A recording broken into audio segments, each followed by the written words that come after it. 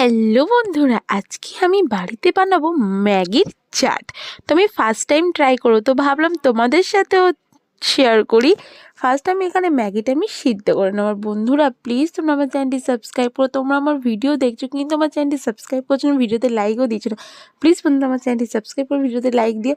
আমার ম্যাগিটা এখানে সিদ্ধ হয়ে গেছে। তারপর আমি কড়াতে দিয়ে দিলাম হচ্ছে তেল। একটু বেশি করে তেল দিও, একটু ভেজে নিতে হবে না ম্যাগিটা, তার জন্য।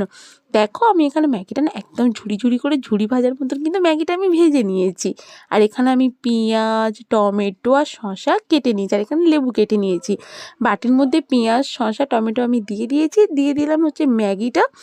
দিয়ে এবার এর মধ্যে দিয়ে দেবো হচ্ছে লেবু।